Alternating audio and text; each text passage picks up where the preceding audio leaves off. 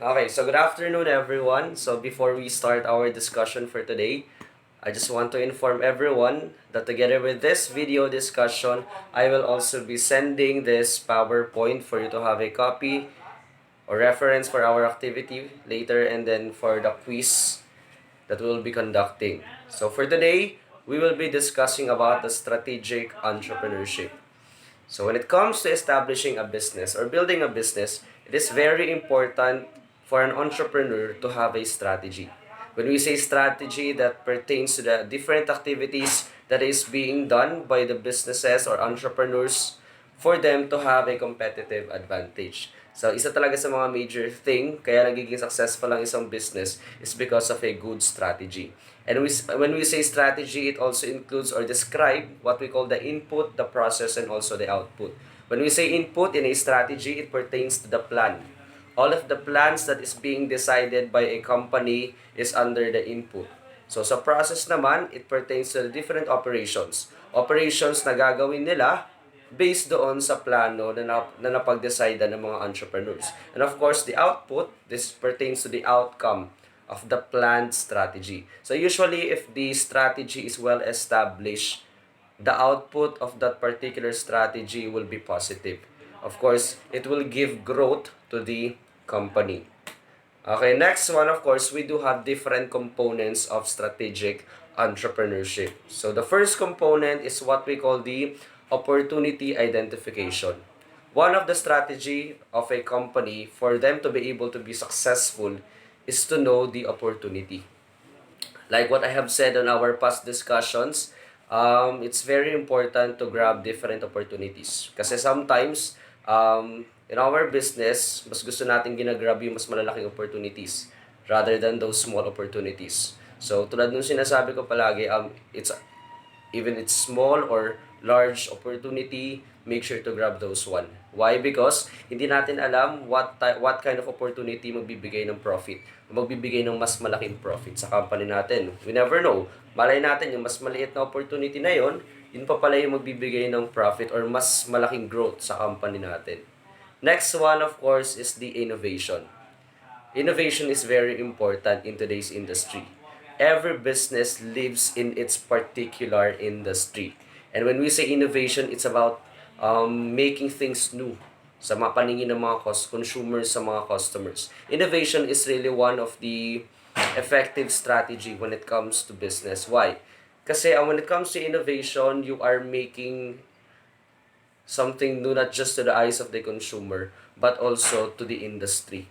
That is one of the thing na nagbibigay ng competitive advantage sa bawat business. Let's say for example na lang sa industry ng mga mobile phones. Before, of course, we are very contented, 'di ba, sa mga keypads na mga phones. But of course, as time goes by, as modernization exists, nagkakaroon na ng different innovations. And of course, tayong mga tao, we are very into those innovations. Lalo na here in the Philippines, we are patronizing different products na medyo kakaiba sa paningin natin or bago sa paningin natin. So, of course, for your business to have a large growth at magkaroon talaga ng competitive advantage, is very important na magkaroon tayo ng strategy when it comes to innovation. Or when it comes to changing our product or making our product new to the customers or to our consumers. Next one is risk. Like what I have said on our past discussions, of course, an entrepreneur should always be a risk taker. That is one of the strategy of entrepreneurs. Why? Being a risk taker is not just about not being decided kung ano man yung halimbawang decisions na gusto mong mangyari. Because like what I have said, every entrepreneurs, every risk taker entrepreneurs, lahat ng yan, before they risk their efforts, before they risk their money sa isang business, alam nila yung ginagawa nila. So of course, as you take risk, mas malaki yung tendency ng growth. Why?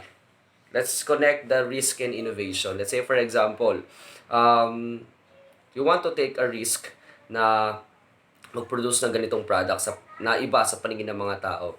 So, ang tendency, of course, you're going to study about it. You're going to know kung ano ba yung, kung gusto ba to ng mga tao, or kung want ba to, needs or want ba to ng mga tao. Of course, on knowing those, having those kind of knowledges, having those resources, reliable resources, it will be better for you, it will be more confident for you to take a risk. Why? Kasi alam mo in yourself that customers will be patronizing your product. So one of the effective strategy is to take a risk. But of course, in taking a risk, make sure that you are sure enough on the product or service that you are going to offer. Kasi at the end of the day, taking risk can either be positive or negative. If you will be successful, of course, that is on a positive note. But of course, kung ang risk mo ay kulang sa pag-aaral, that would be or that would lead to a negative result. Okay, next. Let's go to the next component of strategic entrepreneurship, flexibility. It is very important to have a flexibility. One of the major or most effective strategy in a business is because of the flexibility of the business or entrepreneurs. Flexibility means, let's say, for example, customers, alam naman natin, in every day of our lives, every day, every week, every month, ang mga consumers, they are wanting more. They are wanting ng kakaiba na naman. Yung in-demand, yung mga demand ng mga bagay ngayon, pwedeng ngayon, in-demand, pero sa susunod na araw, sa susunod na linggo, pwedeng hindi na in-demand. Why? Kasi ang mga consumers natin, ang mga customers natin, lagi naghahanap ng bago, lagi naghahanap ng kakaiba. So of course, a business should always be flexible. Flexible, rather.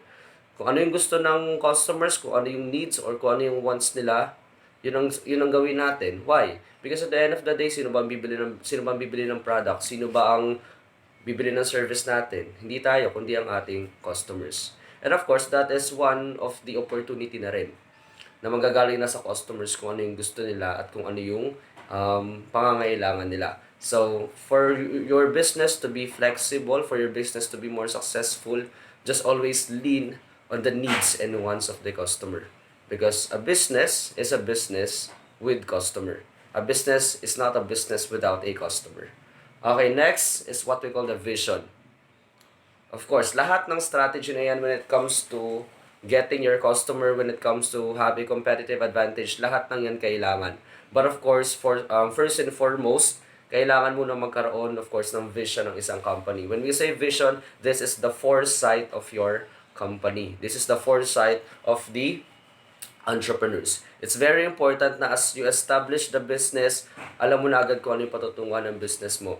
Hindi lang for 5 years, hindi lang for 10 years, pero mas matagal pa. Why? Because if you're going to have a vision on your company, the tendency is you will be exerting effort para magawa or masucceed mo lahat ng visions mo on your company. So it's very important na yes, you have a flexibility, you are taking risk, you are having innovations on your product and service, but make sure first and foremost to have a vision on your company.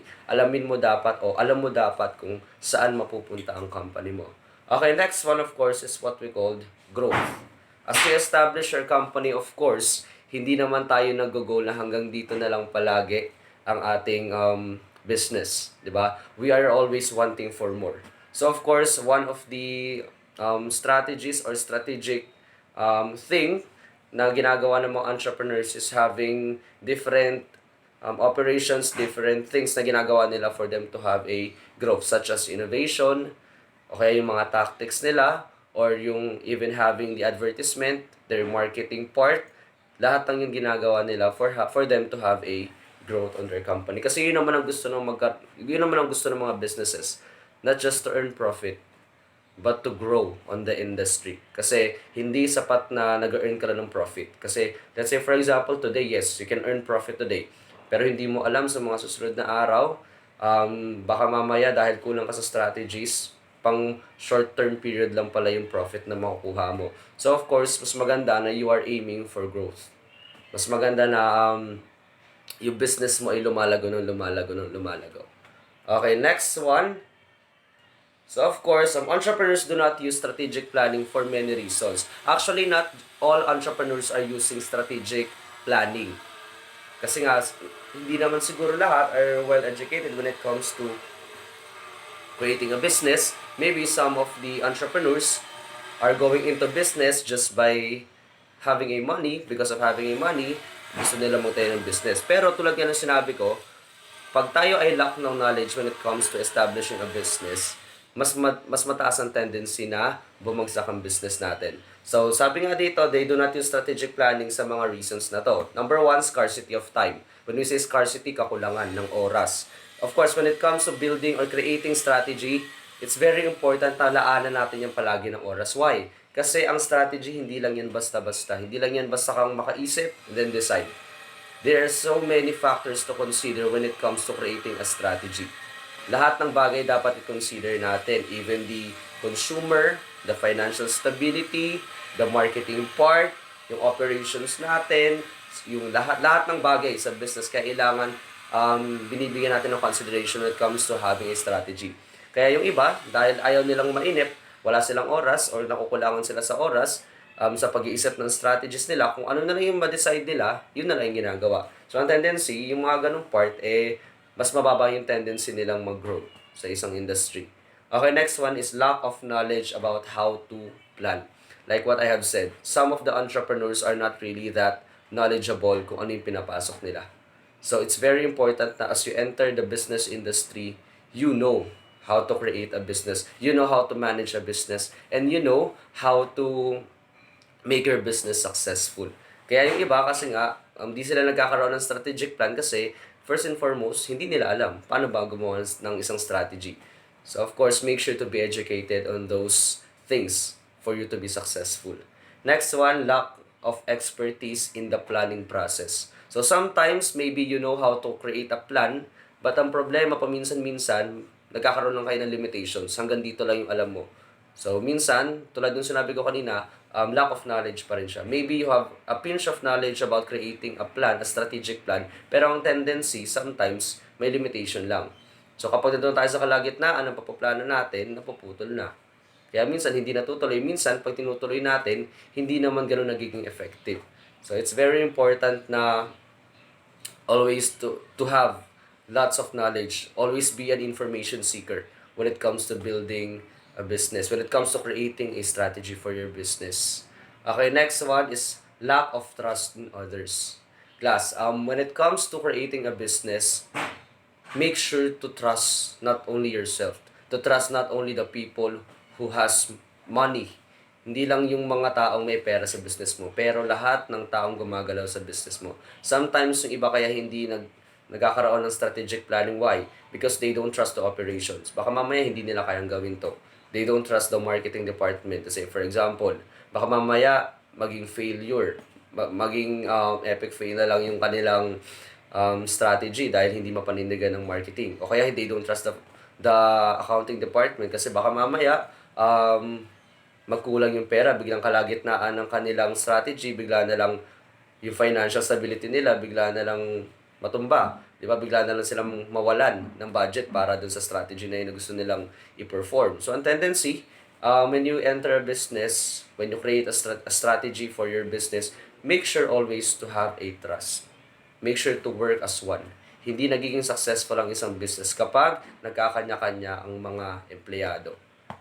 So, of course, as the owner of the business, make sure that you will be the first one to trust your people. Kasi on the first place, you will not be employing those people kung alam mo namang wala kang tiwala and if you are not contented sa kung anong skills na meron sila. And then last one, we'll be discussing about the benefit to strategic entrepreneurs. There are lots of benefits na pwede nating makuha when it comes to having strategic plans. So number one, have better financial performance. Of course, if you will be having a positive effect doon sa inyong strategic plan, damay palagi doon ang ating financial performance. Of course, kapag halimbawa, naging effective ang isang advertisement, naging effective ang isang ganitong strategy, ang mangyayari, mas maraming customer ang pwedeng tumangkilik. At pag mas maraming customer, mas maraming profit.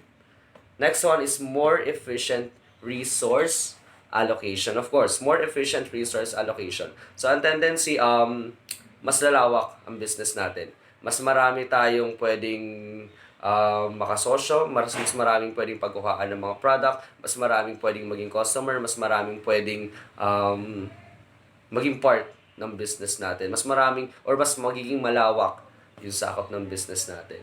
Next, improve competitive position. So like what I have said, one of the major thing why we do strategic planning is to have a competitive advantage. Pag tayo ay nagiging successful palagi sa ating mga strategies and tendency, mas nakikilala, mas lumalaki, mas nagiging well-established ang isang business. So ang tendency, kapag gano'n ang nangyari, mas gumaganda yung position natin when it comes to industry.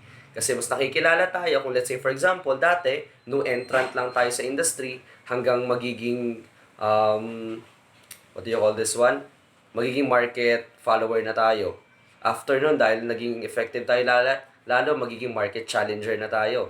Tas of course, hanggang sa ilang years ang lumipas, naging well-established na tayo hanggang sa maging market leader na tayo ng isang industry. And that, of course, that is the goal of every entrepreneur para sa kanilang business. Next one is to hire employee morale. Tulad nung sinabi ko kanina, of course, one of the important thing is to always trust your employees. Kapag once, of course, for example, you trusted your employees, and then those employees gumalaw, and then ang nangyari, you had a positive or have successful na result doon sa inyong strategy. So, ang tendency nun, mas tataas yung moral ng inyong mga empleyado. So iisipin nila, of course, kahit kaya pala namin gawin to. So, these are the things na pwede pala namin magawa. So, sa susunod na strategies that you will be conducting, mas tataas na yung moral nila. Mas iisipin nila na mas kakayanin na nila. Kasi nga, you have trusted your employees. And then last one, more rapid decision making. Sometimes, class, sa sobrang paulit-ulit tayong gumagawa ng strategies, sa sobrang dami nating ng strategies na nagiging effective, mas nagiging madali na lang sa atin yung decision making. Di ba, pansin natin if you are a new entrant sa business, if your business is just being established na bago pa lang, so ang tendency, paminsan-minsan, nagiging mahirap ipakilala ang business natin sa mga customers. Pero as time goes by, kapag nagkaroon na tayo ng mga effective strategies, ang nangyayari na customers na lumalapit sa atin. So, ang tendency, yung decision making natin mas nagiging madali. Kasi not just yung customer ang lumalapit na sa atin, hindi lang yung nagiging established ang business natin, pero nagiging nagiging mas sanay na tayo when it comes to decision making. Kasi nga, nagiging established na yung business natin. So, yon, those topics will be our discussion for today. So I will just be sending to you the activity that you will be doing, and that should be passed today at exact 4 p.m. So yun. If you have questions, kindly make a personal message or doon na lang sa ating group chats. Okay, thank you.